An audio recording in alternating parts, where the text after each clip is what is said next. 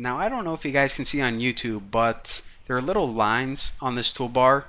So these tools are pretty much grouped into different sections. So this first section right here are all of your capture icons. So this button is what we just saw, all of your interfaces. This button is, we already went over that too. These are your capture options or settings. This is start, this is stop, and this is refresh or restart. These are grayed out because, you know, I can't stop it if it's not even running right now. But there you go. So all of your capture settings are right here. These are just some of the file options that you can use. So if you want to open a capture file, maybe you download one off the internet, this is to save. If you want to save this current file right here, and you know, you can close, and pretty much all of the stuff that you can do from file you can do right there.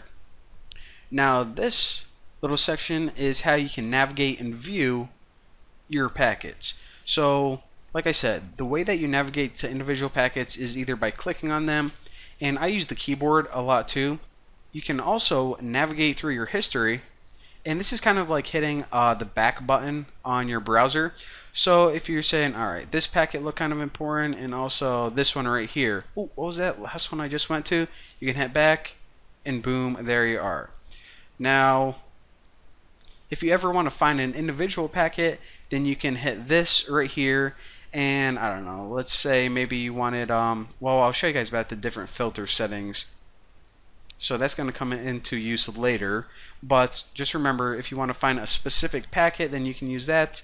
This right here, if you know the packet's number, which is essentially just the ID number, nothing, you know, really important, then say you want to go to packet 50. So just type 50 right there, jump to, and boom, there you go.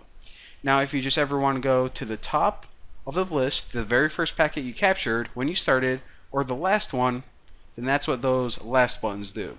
So just some really quick tools for navigating through your packets.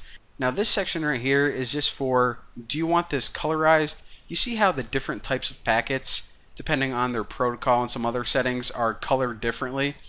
Well, then you can choose to just toggle those off if it's distracting. And this right here says whenever you're capturing packets live, do you want to scroll? I usually leave these as they are at default because, I don't know, I just like the way it's set up, but do whatever the heck you want. And this section right here is just for zooming. So basically the font size, and if you ever said, okay, I messed something up, I just want to go back to normal, then you can click this little 1-to-1 and it'll bring you back to the default. Now in the next tutorial, I'm going to be going over this, which is incredibly important as well. So as you guys can see, we got a lot of packets. A lot of these we really don't want to pay attention to, like a lot of the DNS stuff. You know, maybe we're just worried about these HTTP packets because that's what websites people are going to. So all the other stuff that happens behind the scenes with your computer, I'm not really worried about. I just want to see what websites, you know, my kids are going to. So what we can do is we can actually build filters to filter out all the crap that we don't need, but we will save that for the next tutorial. That's a little spoiler, but I'll see you guys then.